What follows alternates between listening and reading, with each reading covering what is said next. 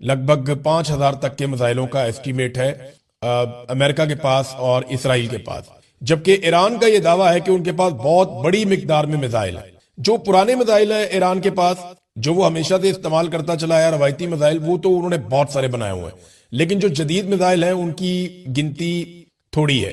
लेकिन अमेरिका के और इसराइल के मुताबिक, और जो कुछ तखमीने आलमी सतह पे दिफाई इदारों ने और तंजीमों ने लगाए हुए हैं, या जो उन्होंने सोर्सेज से इंफॉर्मेशन इकट्ठी की है, उसमें वो अगर बहुत ज्यादा भी हैं तो वो 5,000 कहे जाते हैं। कुछ सोर्सेज ये भी कहते हैं कि 8,000 तक हैं। तो ईरान काफी देर तक ये लड़ाई कर सकता है। अगर वो इस लड़ाई को वक्फे वक्फे के साथ करे तो वो काफी नुकसान भी पहुंचा सकता है। अच्छा, क्या ईरान में रजीम तब्दील किया जा सकता है? देखें, ये सारा मामला हो तो इसलिए रहा है कि ईरान को दबाव में लिया जाए और ईरान को उन शराइत पे लाया जाए जिन शराइत के ऊपर अमेरिका और इसराइल राजी हो जाए, और इसराइल के लिए खतरा हमेशा के लिए टल जाए या खत्म हो जाए, या अरब ममालिक भी अपने आप को ईरान से एक ऐसा मुल्क समझेंगे जिसको अब ईरान की तरफ से कोई खतरा नहीं है। हालांकि ईरान के मामला अरबों के साथ कभी उतने बुरे उस तरह रहे नहीं, ज्यादा उनका फड्डा जो है वो इसराइल के साथ ही रहा है। बहरहाल, क्या ईरान में रजीम तब्दील किया जा सकता है?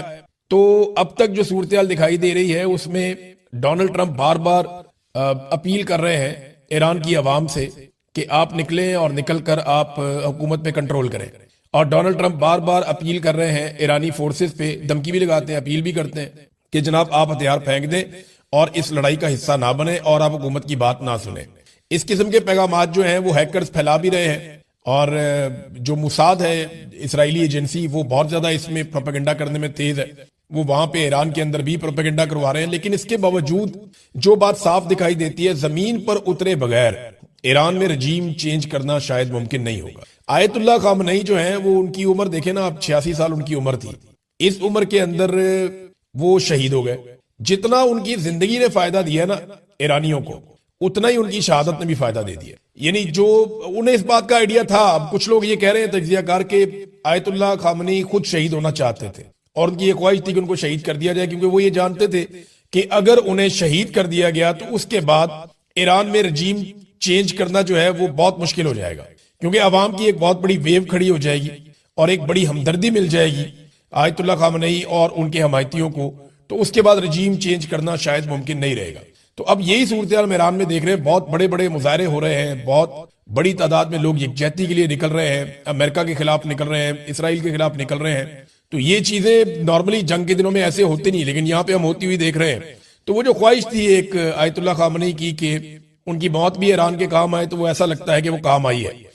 तो ईरान में अगर रजीम तब्दील करना है तो ग्राउंड पे फोर्सेस को उतारना पड़ेगा, और फिर एक लंबी लड़ाई के नतीजे में ही रजीम तब्दील हो सकता है। और अभी आप वैसे कुछ कह नहीं सकते, बहुत कंफर्म इत्तला आप नहीं दे सकते, क्योंकि ईरान के अंदर एक बागियों का, या आप कह लें गद्दारों का भी एक बहुत बड़ा हुजूम है।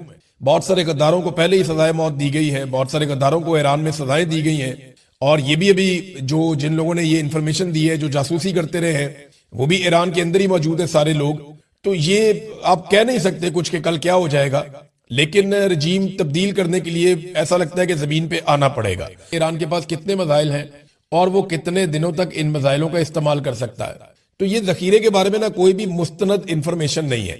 अमेरिका और इसराइल के जो सोर्सेज हैं उनका अंदाजा है कि ईरान के पास 3 से 5,000 मिसाइल हैं, और ये ऐसे मिसाइल हैं जो खौफनाक मिसाइल हैं। यानी अगर वो रोजाना भी 100-150 मिसाइल चलाए, 200 मिसाइल चलाए, तो तब भी वो 1 महीने तक ये लड़ाई लड़ सकता है। यानी 3,000 से लेकर लगभग 5,000 तक के मिसाइलों का एस्टीमेट है अमेरिका के पास और इसराइल के पास। जबकि ईरान का यह दावा है कि उनके पास बहुत बड़ी मिकदार में मिसाइल है। जो पुराने मिसाइल हैं ईरान के पास, जो वो हमेशा से इस्तेमाल करता चला है, रवायती मिसाइल, वो तो उन्होंने बहुत सारे बनाए हुए हैं। लेकिन जो जदीद मिसाइल हैं उनकी गिनती थोड़ी है। लेकिन अमेरिका के और इसराइल के मुताबिक, और जो कुछ तखमीने आलमी सतह पे दिफाई इदारों ने और तंजीमों ने लगाए हुए हैं, या जो उन्होंने सोर्सेज से इंफॉर्मेशन इकट्ठी की है, उसमें वो अगर बहुत ज्यादा भी हैं तो वो 5,000 कहे जाते हैं। कुछ सोर्सेज ये भी कहते हैं कि 8,000 तक हैं। तो ईरान काफी देर तक ये लड़ाई कर सकता है। अगर वो इस लड़ाई को वक्फे वक्फे के साथ करे तो वो काफी नुकसान भी पहुंचा सकता है। अच्छा, क्या ईरान में रजीम तब्दील किया जा सकता है? देखें, ये सारा मामला हो तो इसलिए रहा है कि ईरान को दबाव में लिया जाए और ईरान को उन शराइत पे लाया जाए जिन शराइत के ऊपर अमेरिका और इसराइल राजी हो जाए, और इसराइल के लिए खतरा हमेशा के लिए टल जाए या खत्म हो जाए, या अरब ममालिक भी अपने आप को ईरान से एक ऐसा मुल्क समझेंगे जिसको अब ईरान की तरफ से कोई खतरा नहीं है। हालांकि ईरान के मामला अरबों के साथ कभी उतने बुरे उस तरह रहे नहीं, ज्यादा उनका फड्डा जो है वो इसराइल के साथ ही रहा है। बहरहाल क्या ईरान में रजीम तब्दील किया जा सकता है? तो अब तक जो सूरत दिखाई दे रही है उसमें डोनाल्ड ट्रंप बार बार अपील कर रहे हैं ईरान की आवाम से कि आप निकलें और निकल कर आप हुकूमत पे कंट्रोल करें। और डोनाल्ड ट्रंप बार बार अपील कर रहे हैं ईरानी फोर्सेस पे, धमकी भी लगाते हैं, अपील भी करते हैं कि जनाब आप हथियार फेंक दें और इस लड़ाई का हिस्सा ना बने और आप हुकूमत की बात ना सुने। इस किस्म के पैगामात जो हैं वो हैकर्स फैला भी रहे हैं और जो मुसाद है इसराइली एजेंसी वो बहुत ज्यादा इसमें प्रोपेगेंडा करने में तेज है। वो वहां पे ईरान के अंदर भी प्रोपेगेंडा करवा रहे हैं। लेकिन इसके बावजूद जो बात साफ दिखाई देती है, जमीन पर उतरे बगैर ईरान में रजीम चेंज करना शायद मुमकिन नहीं होगा। आयतुल्लाह खामनई जो है वो उनकी उम्र देखे ना, अब 86 साल उनकी उम्र थी। इस उम्र के अंदर वो शहीद हो गए। जितना उनकी जिंदगी ने फायदा दिया ना ईरानियों को, उतना ही उनकी शहादत ने भी फायदा दे दिया। यानी जो उन्हें इस बात का आइडिया था, अब कुछ लोग ये कह रहे हैं तज्जियाकार के आयतुल्लाह खामनई खुद शहीद होना चाहते थे और उनकी ये ख्वाहिश थी कि उनको शहीद कर दिया जाए, क्योंकि वो ये जानते थे कि अगर उन्हें शहीद कर दिया गया तो उसके बाद ईरान में रजीम चेंज करना जो है वो बहुत मुश्किल हो जाएगा, क्योंकि अवाम की एक बहुत बड़ी वेव खड़ी हो जाएगी और एक बड़ी हमदर्दी मिल जाएगी आयतुल्लाह खामनई और उनके हमायतियों को। तो उसके बाद रजीम चेंज करना शायद मुमकिन नहीं रहेगा। तो अब यही सूरत हाल ईरान में देख रहे हैं, बहुत बड़े बड़े मुजाहरे हो रहे हैं, बहुत बड़ी तादाद में लोग यकजहती के लिए निकल रहे हैं, अमेरिका के खिलाफ निकल रहे हैं, इसराइल के खिलाफ निकल रहे हैं। तो ये चीजें नॉर्मली जंग के दिनों में ऐसे होती नहीं, लेकिन यहाँ पे हम होती हुई देख रहे हैं। तो वो जो ख्वाहिश थी एक आयतुल्लाह खामनई की कि उनकी मौत भी ईरान के काम आए, तो वो ऐसा लगता है कि वो काम आई है। तो ईरान में अगर रजीम तब्दील करना है तो ग्राउंड पे फोर्सेस को उतारना पड़ेगा और फिर एक लंबी लड़ाई के नतीजे में ही रजीम तब्दील हो सकता है। और अभी आप वैसे कुछ कह नहीं सकते, बहुत कंफर्म इत्तला आप नहीं दे सकते, क्योंकि ईरान के अंदर एक बागियों का या आप कह लें गद्दारों का भी एक बहुत बड़ा हुजूम है। बहुत सारे गद्दारों को पहले ही सजाए मौत दी गई है, बहुत सारे गद्दारों को ईरान में सजाएं दी गई हैं। और ये भी अभी जो जिन लोगों ने ये इन्फॉर्मेशन दी है, जो जासूसी करते रहे हैं, वो भी ईरान के अंदर ही मौजूद है सारे लोग। तो ये आप कह नहीं सकते कुछ कि कल क्या हो जाएगा, लेकिन रजीम तब्दील करने के लिए ऐसा लगता है कि जमीन पे आना पड़ेगा। ईरानी सुप्रीम लीडर आयतुल्लाह खामनई की शहादत कैसे हुई, पहले इसके बारे में बात करेंगे, फिर पाकिस्तान में उसके बाद क्या रद्द-ए-अमल आ रहा है और अब ईरान को मुस्तकबिल में किन चैलेंजेस का सामना करना पड़ेगा, दुनिया किस तरफ जा रही है और हालात इस वक्त हर तरफ किस तरह के हैं। लेकिन सबसे पहले जो बड़ी खबर है कि ये वाकया हुआ कैसे, इसके बारे में आहिस्ता आहिस्ता अमेरिकन मीडिया बता रहा है। एक तो इसमें कुछ अमेरिकी मीडिया ने यह भी दावा किया कि अरब हुक्मरान, खासतौर पे मोहम्मद बिन सलमान का नाम आया कि उनसे डोनाल्ड ट्रंप की मुशावरत हुई और राब्ते हुए थे इस वाकये से पहले। और वहाँ ये दावा किया जा रहा है, हालांकि सऊदी अरब की जानिब से किसी किस्म की कंफर्मेशन नहीं है और ना सऊदी अरब ने इसके ऊपर कोई बयान जारी किया है, तो वो इंतजार करना पड़ेगा। लेकिन वो अरब हुक्मरानों को भी इसके अंदर लपेट रहे हैं कि जनाब आयतुल्लाह खामनई की शहादत और ईरान के ऊपर अटैक में अरब हुक्मरानों की मर्जी शामिल थी। जबकि कुछ अर्सा पहले हमने ये खबर भी दी थी और सऊदी अरब में और अरब ममालिक के जो अखबार हैं उनके अंदर ये छपा भी था कि सऊदी अरब ने अमेरिका को ईरान पर हमले के लिए अपनी एयर स्पेस देने से मना किया था। बहरहाल ये जो खबर आई है, न्यूयॉर्क टाइम ने ये इंकशाफ किया है कि आयतुल्लाह खामनई को कैसे शहीद किया गया। न्यूयॉर्क टाइम्स के मुताबिक CIA कई महीने से आयतुल्लाह खामनई की जासूसी कर रही थी। CIA को ये इंटेलिजेंस मिल चुकी थी कि हफ्ते की सुबह आयतुल्लाह खामनई आला ईरानी ओहदेदारान के साथ एक अहम मीटिंग करने जा रहे हैं। CIA ने अपनी इंटेलिजेंस, जिसमें आयतुल्लाह खामनई की लोकेशन के बारे में दुरुस्तगी पाई जाती थी कि जनाब ये मालूमात बिल्कुल ठीक है, इसराइल के साथ शेयर की। पहले इसराइल और अमेरिका का इरादा था कि रात के वक्त हमला किया जाए, लेकिन हफ्ते की सुबह मीटिंग की इत्तला मिलने पर दोनों ने दिन के वक्त हमले का वक्त एडजस्ट कर लिया। ईरान भी सुबह के वक्त हमले का सोच नहीं रहा था।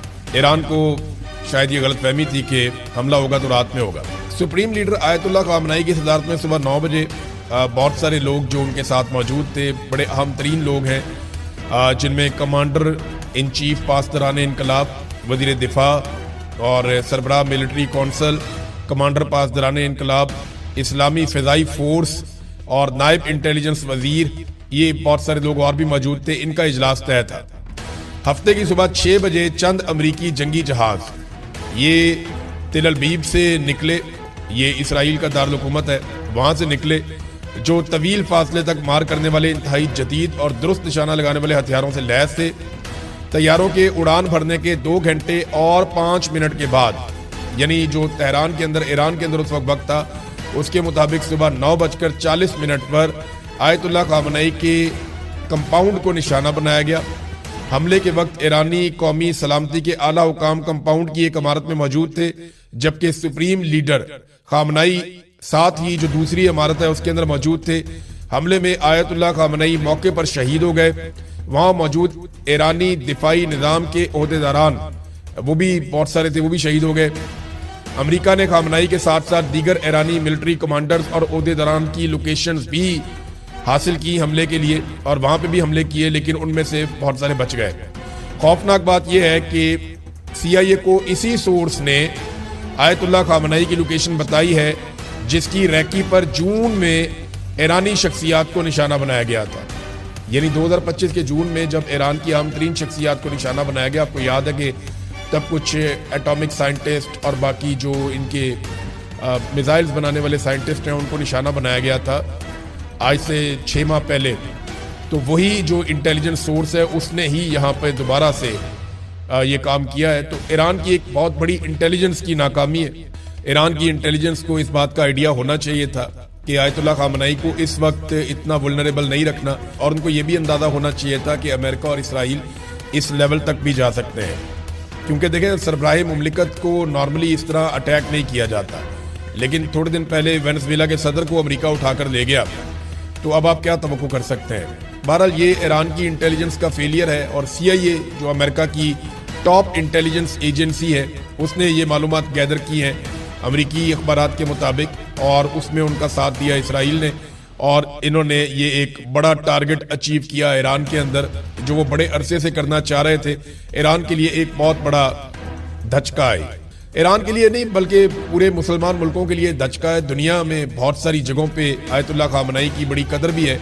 ख़ास तौर पे आयतुल्लाह खामनेई एक बड़े सख्त गिर इंसान थे कुछ मामलात को लेकर। ख़ास तौर पे फ़लस्तीनियों के लिए इन्होंने बड़ी आवाज़ उठाई, हमेशा अमली जिद्दोजहद भी की है और अपने मौक़िफ़ से पीछे नहीं हटे। अब रद्द-ए-अमल आ रहा है, मुसलमान मुल्कों में आ रहा है। ईरान के अंदर बहुत बड़ा रद्द-ए-अमल आया, बहुत बड़े पैमाने पर अवाम निकल कर सड़कों पर आ गए। अब अगर आप देखें तो ये बहुत बड़े बड़े हुजूम हैं जो आयतुल्लाह खामनेई की हमायत में ईरान में निकले हैं। यानी एक भी मुखालिफ हुजूम इतना बड़ा नहीं निकला, इससे पहले हमने देखा भी नहीं। लेकिन आयतुल्लाह खामनेई जो हैं उनकी शहादत के बाद बहुत बड़ी तादाद में ईरानी इकट्ठे हुए हैं, और इससे जो हमदर्दी है मौजूदा रजीम की ईरान के अंदर, उसमें इजाफा हुआ है। अब नए सुप्रीम लीडर मुकर्रर किया गया है एक और शख्सियत को, इनका नाम है आयतुल्लाह अली रजा अराफी। ये 67 साल इनकी उम्र है, और ये आयतुल्लाह खामनेई जो शहीद हो चुके हैं उनके बहुत करीबी साथियों में से एक हैं। और अब 3 मेन लोग हैं। अच्छा, ये अबूरी तौर पे है, ये कंफर्मेशन नहीं है। अबूरी तौर पे ये नए सुप्रीम लीडर रहेंगे आयतुल्लाह अली रजा अराफी, और 3 लोग इस वक्त मुल्क के अहम तरीन फैसले करेंगे। एक चीफ जस्टिस, एक सदर, और एक आयतुल्लाह अली रजा अराफी जो सुप्रीम लीडर हैं, और इन्हें अबूरी मुद्दत के लिए वहाँ पे सुप्रीम लीडर का ओहदा दिया गया ईरान में, और ये फैसला हो चुका है। अब बहुत बड़े बड़े चैलेंजेस हैं ईरान में, लेकिन पहले पाकिस्तान में आ जाते हैं।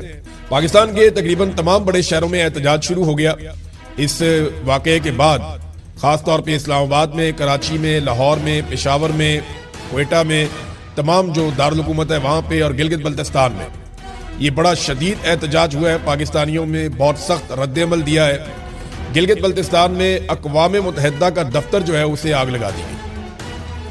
मुजाहिरीन की जानिब से ये इत्तला आ रही है कि अक़वाम मुत्तहिदा के दफ्तर को गिलगित बल्तिस्तान में आग लगा दी गई है। अभी तक जो नुकसानात है उनका पता नहीं चला। ये ज़रूर हुआ कि वहाँ पे सिक्योरिटी फोर्सेस की फायरिंग से अब तक की इत्तला के मुताबिक 7 से 8 अफराद के शहीद होने की इत्तला मिल रही है कि 7 से 8 अफराद जो मुजाहिरीन वहाँ पे थे उन पे गोली चलाई है सिक्योरिटी फोर्सेस ने। बहुत सारे जख्मी हो गए हैं, और 7-8 लोग जो हैं वो जाबहक हो गए। ये वाक़या हुआ गिलगित बल्तिस्तान में। कराची में एक इंतहाई अफसोसनाक वाक़या हुआ। मुजाहिरीन एहतजाज कर रहे थे, और ये मुजाहिरीन कराची कौंसलेट की तरफ गए, और वहाँ पे फिर फायरिंग हुई है। कुछ सोर्सेज ये कह रहे हैं कि ये फायरिंग जो है अमरीकी मरीन से की है जो वहाँ पे कौंसलेट में मौजूद थे, और कुछ सोर्सेज ये कह रहे हैं कि कराची की सिक्योरिटी फोर्सेज जो है, पुलिस वगैरह, उन्होंने ये फायरिंग की है। अभी तक इस पे कोई सरकारी कंफर्मेशन नहीं आई, लेकिन अब तक की इत्तला के मुताबिक 10 लोग कराची वाले इंसिडेंट में जो मुजाहरा करने के लिए गए थे वो जाँ बहक हो गए हैं और बहुत सारे लोग जख्मी हैं। ये इतलात कराची से आई है। इस्लामाबाद में स्ट्रेट फायरिंग की गई है, शेलिंग की गई है मुजाहिरीन के ऊपर। मुजाहिरीन वहां पे एहतजाज कर रहे थे। मुजाहिरीन में और मोहसिन नकवी में तय पाया था कि एक लिमिट से आगे नहीं जाएंगे, लेकिन अमरीकी एम्बेसी के बाहर वो एहतजाज करना चाह रहे थे। वहां पे भी फायरिंग की रिपोर्ट हुई है और बहुत सारे लोग जख्मी हुए हैं। अभी तक इस्लामाबाद से कंफर्मेशन नहीं आ रही, लेकिन पाकिस्तान में अब तक की इतलात के मुताबिक 20 से ज्यादा अफराद